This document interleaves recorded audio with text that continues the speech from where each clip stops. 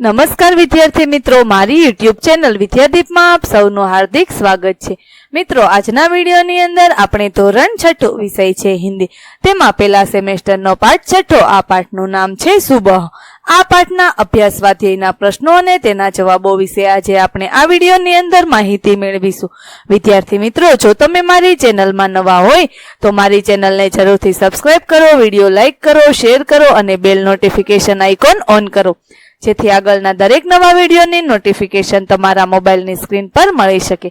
તો ચાલો વિદ્યાર્થી મિત્રો શરૂ કરીએ. ધોરણ 6 વિષય છે હિન્દી, તેમાં પહેલા સેમેસ્ટરનો પાઠ 6. આ પાઠનું નામ છે સુબહ. તેનો અભ્યાસ આપેલું છે, તેના પ્રશ્નોના જવાબો વિશે જોઈએ. પહેલો પ્રશ્ન છે, ઉદાહરણ के अनुसार निम्नलिखित शब्दों को वाक्य में प्रयोग कीजिए. તેમાં ઉદાહરણ આપેલું છે, તેમાં શબ્દ છે મંડરાના. વાક્ય બનાવ્યું છે, આકાશ में કાલે કાલે બાદલ મંડરાને લગે. આ રીતે આપણે શબ્દનો ઉપયોગ કરી અને વાક્ય બનાવવાના છે. તો ચાલો જોઈએ. પેલો શબ્દ આપેલો છે બાધા. વાક્ય બનાવ્યું છે, हमारे रास्ते में कई बाधाएं आई. उत्सुकता. वाक्य, मुझे मेला देखने की बड़ी उत्सुकता थी. ત્રીજો શબ્દ છે દ્રઢતા. વાક્ય બનાવ્યું છે, व्यायाम से शरीर में दृढ़ता आती है. ત્યાર પછી ચોથો શબ્દ છે बुजुर्ग. हमें बुजुर्गों का आदर करना चाहिए. પાંચમો શબ્દ છે व्यस्त. वाक्य, सुबह होते ही सब अपने अपने काम में व्यस्त हो जाते हैं. ત્યાર પછી પ્રશ્ન નંબર 2 છે, તેનો અવિભાગ. निम्नलिखित प्रश्नों के उत्तर दीजिए.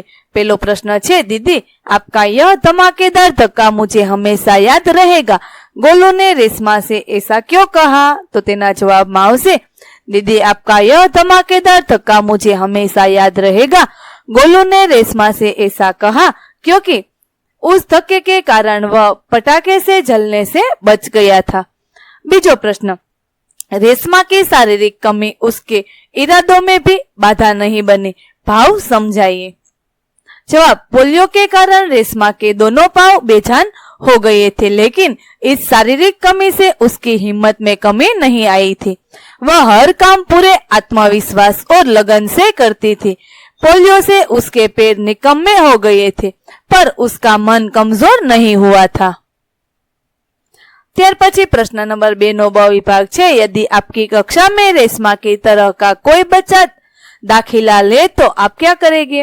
पहलो प्रश्न, किन किन बातों का ध्यान रखेंगे? जवाब, यदि हमारी कक्षा में रेशमा की तरह का कोई विकलांग बच्चा दाखिला ले तो मैं उसकी हंसी नहीं उड़ाऊंगा. मैं उसके प्रति पूरी हमदर्दी रखूंगा और इस बात का ख्याल रखूंगा कि मेरे किसी व्यवहार से उसके दिल को चोट न पहुंचे. बीजो प्रश्न, किस तरह उसकी सहायता करेंगे? जवाब, मैं खेलकूद तथा अन्य प्रवृत्तियों में अपने विकलांग सहपाठी को अवश्य शामिल करूंगा. मैं किसी भी तरह उसकी उपेक्षा नहीं होने दूंगा. ત્યાર પછી ત્રીજો પ્રશ્ન છે, विद्यालय में क्या परिवर्तन करना चाहेंगे? जवाब, मैं आचार्य जी से निवेदन करूंगा कि वे शाला में ऐसे कार्यक्रमों का आयोजन करें जिनमें विकलांग विद्यार्थी भी भाग ले सके. चौथो प्रश्न, बाकी बच्चों को क्या सलाह देंगे? जवाब, मैं बाकी बच्चों को यह सलाह दूंगा कि वे उस विकलांग साथी को पूरा सहयोग दे और उसके साथ प्रेमपूर्ण व्यवहार करे. ત્યાર પછી પ્રશ્ન નંબર 3 છે, सोचकर बताइए. તેમાં પહેલો પ્રશ્ન છે, दीपावली पर आपके परिवार में क्या क्या विशेष तैयारियां की जाती है? तो तेना जवाब में आवशे, दीपावली पर हमारे परिवार में सर्वप्रथम पूरे घर की सफाई की जाती है. सभी चीजों को झाड़ पोंछकर उन्हें फिर से व्यवस्थित ढंग से रखा जाता है. उसके बाद कुछ मीठे और कुछ नमकीन पकवान बनाए जाते हैं. परिवार के सदस्यों के लिए नए कपड़े सिलाया खरीदे जाते हैं. बीजो प्रश्न, क्या दीपावली पर पटाखे छुड़ाने चाहिए? क्यों? जवाब, दीपावली पर पटाखे नहीं छुड़ाने चाहिए क्योंकि इससे थोड़ी सी खुशी मिलती है परंतु भारी खतरा रहता है. पटाखों के कारण पैसों की बर्बादी होती है और वायु प्रदूषण बढ़ता है.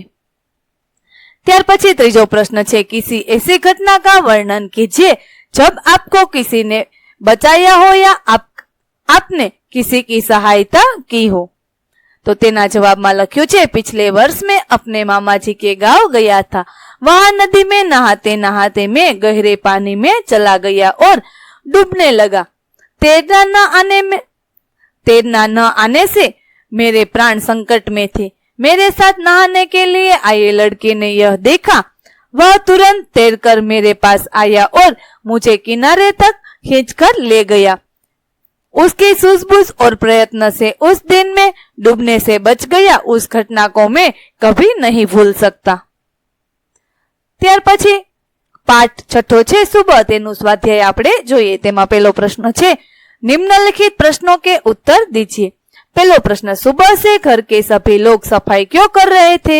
जवाब, दीपावली का त्योहार निकट था। त्योहार से पहले ही सब घरों में साफ सफाई होने लगती है, इसीलिए सुबह से घर के सभी लोग साफ सफाई कर रहे थे। ત્યાર પછી બીજો પ્રશ્ન છે, रेशमा को घर की सफाई में क्यों नहीं लगाया गया होगा? जवाब, रेशमा जब 5 वर्ष की थी तब उसे पोलियो हो गया था। उसके दोनों पैर निकम्मे हो गए थे। इसी शारीरिक कमी के कारण उसे घर की सफाई में नहीं लगाया गया होगा। ત્યાર પછી ત્રીજો પ્રશ્ન છે, रेशमा ने अपनी माँ के काम में किस तरह मदद की? जवाब, अलमारी से बर्तन और डिब्बे उतारकर साफ किए गए थे। रेशमा ने डिब्बों पर लेबल लगाए, फिर वह एक एक बर्तन और डिब्बा माँ को देती गई और माँ उन्हें व्यवस्थित ढंग से रखती गई। इस प्रकार पहिएदार कुर्सी पर बैठे बैठे रेशमा ने माँ की मदद की। ત્યાર પછી પ્રશ્ન નંબર 4 છે, माँ ने रेशमा को बाजार क्यों भेजा? जवाब, माँ को लड्डू बनाने के लिए कुछ सामान की जरूरत थी। प्रति दफ्तर चले गए थे। बेटा गोलू अभी बहुत छोटा था। दादा और दादी बहुत बुजुर्ग थे। माँ को परेशान देखकर रेशमा ने माँ से कहा कि आप मुझे सामान की सूची और एक थैली दे दीजिए, सामान में ले आऊंगी। रेशमा की आवाज में दृढ़ता थी। वह पहले भी एक बार सामान ला चुकी थी, इसीलिए माँ ने रेशमा को बाजार भेजा। ત્યાર પછી પ્રશ્ન નંબર 5 છે, रेशमा ने गोलू को धक्का क्यों मारा? तो तेना जवाबમાં આવશે, गोलू ने एक पटाखे को बुझा हुआ समझकर छोड़ दिया था। कुछ देर बाद उसमें से चिंगारियां निकलने लगी। गोलू की पीठ पटाखे की तरह थी। रेशमा ने यह देखा और चिल्लाकर गोलू को हट जाने के लिए कहा, पर शोरगुल के कारण उसे सुनाई नहीं दिया। रेशमा जल्दी जल्दी अपने कुर्सी को टहलाती हुई गोलू के पास पहुंची और उसे जोर से धक्का मारकर खुद आगे निकल गई। उसी समय पटाखा जोर से फूटा। इस प्रकार गोलू को पटाखे से बचाने के लिए रेशमा ने उसे धक्का मारा था। मेरे साथ नहाने के लिए आए लड़के ने यह देखा। वह तुरंत तैरकर मेरे पास आया और मुझे किनारे तक खींचकर ले गया। उसकी सूझबूझ और प्रयत्न से उन दिन में डूबने से बचा। उस घटना को मैं भी कभी नहीं भूल सकता। ત્યાર પછી પ્રશ્ન નંબર 2 છે, रेशमा की जिंदा दिली विषय पर संक्षिप्त में लिखिए। पोलियो के कारण रेशमा के पैर निकम्मे हो गए थे, लेकिन इस शारीरिक कमी का उसने मन पर कोई असर नहीं हुआ। वह अपने सारे काम स्वयं करती है। वह अपने काम के लिए किसी पर निर्भर नहीं रहती। घर के कामों में भी वह पूरी लगन से माँ का हाथ बटाती है। अपनी पहिएदार कुर्सी पर बैठकर वह बाजार से सामान भी ले आती है। सचमुच रेशमा एक जिंदा दिल लड़की है। ત્યાર પછી પ્રશ્ન નંબર 3 છે, नीचे दी गई घटनाओं को कहानी के क्रम में लिखिए। વિદ્યાર્થી મિત્રો, અહીં જે ઘટના આપેલી છે, કહાની આપેલી છે, તેને આપણે કહાનીના ક્રમ પ્રમાણે લખ્યા છે। તો ચાલો જોઈએ। તો પહેલો ક્રમમાં આવશે વાક્ય, रेशमा बाजार से सामान लाई। बीजू, रेशमा का घर दियों के झिलमिल प्रकाश से जगमगाने लगा। तीजू वाक्य, गोलू अपने दोस्तों के साथ पटाखे छुड़ाने में मस्त था। चौथू, रेशमा ने गोलू को जोर से धक्का मारा। पांचवू, माँ ने रेशमा से कहा, कहीं चोट तो नहीं लगी। छठू वाक्य, सबने रेशमा की पीठ થપથપાઈ. તો આ પ્રમાણે કહાનીના ક્રમ આવશે. ત્યાર પછી પ્રશ્ન નંબર 4 છે, निम्नलिखित मुहावरों के अर्थ देकर वाक्य में प्रयोग कीजिए. પેલું છે આંખો કા તારા હોના, તો તેનો અર્થ થશે बहुत प्यार होना. વાક્ય બનાવ્યું છે રાકેશ अपनी माँ की आंखों का तारा है. બીજું હાથ બટાના, તો તેનો અર્થ काम में मदद करना. વાક્ય दीदी घर के कामों में माँ का हाथ बटाती है. ત્યાર પછી ત્રીજું છે પીઠ થપથપાના, તો તેનો અર્થ થશે શાબાશી દેના. વાક્ય બનાવ્યું છે मुझे प्रतियोगिता में इनाम मिलने पर पिताजी ने मेरी पीठ थपथपाई. ત્યાર પછી પ્રશ્ન નંબર 5 છે, उदाहरण के अनुसार शब्द का उपयोग करके वाक्य लिखिए. ઉદાહરણમાં આપેલો છે કી અને કી આ શબ્દનો ઉપયોગ કરી અને આપણે વાક્ય બનાવવાના છે. તો ચાલો જોઈએ. ઉદાહરણમાં વાક્ય આપેલા છે કે उसने कहा कि मैं निर्देश हूं. બીજું વાક્ય मैंने नवीन की सहायता की. આ રીતે આપણે વાક્ય બનાવવાના છે શબ્દો પરથી. તો પેલામાં શબ્દ આપ્યા છે इसीलिए અને ताकि.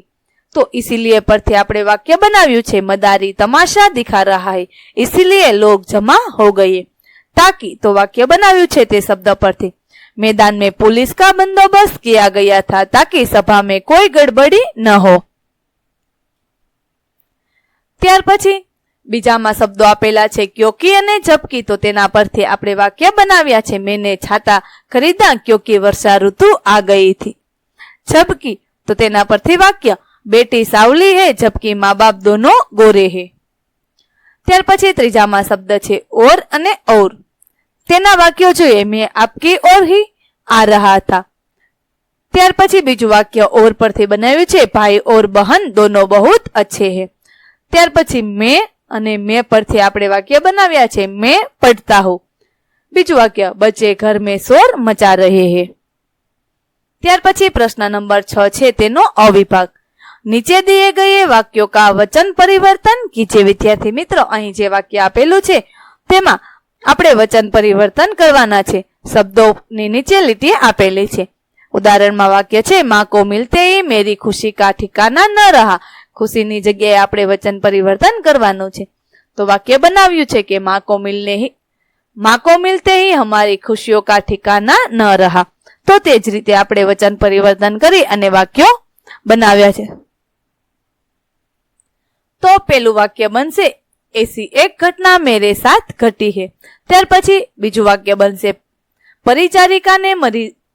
परिचारिका ने मरीजों की अच्छी तरह से देखभाल ली.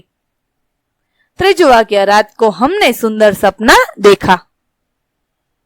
ચોથું વાક્ય भूकंप के झटके आए फिर भी मैं नहीं घबराया.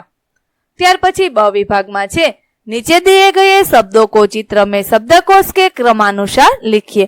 વિદ્યાર્થી મિત્રો અહીં જે શબ્દો આપેલા છે તે આપણે નીચે જે રેલગાડીનું ચિત્ર આપેલું છે તેમાં આપણે શબ્દકોશ પ્રમાણે ગોઠવવાના છે. તો ચાલો મેં અહીં ગોઠવ્યા છે તે જોઈએ.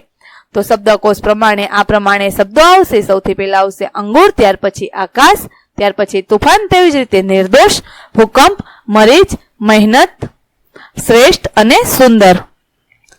વિદ્યાર્થી મિત્રો અહીં આપણે ધોરણ 6 વિષય છે હિન્દી. તેમાં પહેલા સેમેસ્ટરનો પાઠ 6 સુબહ. આ પાઠના અભ્યાસ સ્વાધ્યાયના પ્રશ્નો અને જવાબો પૂરા કરીએ છીએ. આગળના પાઠના અભ્યાસ સ્વાધ્યાયના પ્રશ્નો અને જવાબો મેળવવા માટે મારી ચેનલને જરૂરથી સબસ્ક્રાઇબ કરો. વિદ્યાર્થી મિત્રો ફરી મળીશું પાઠ 7 ની અંદર. ત્યાં સુધી આવજો.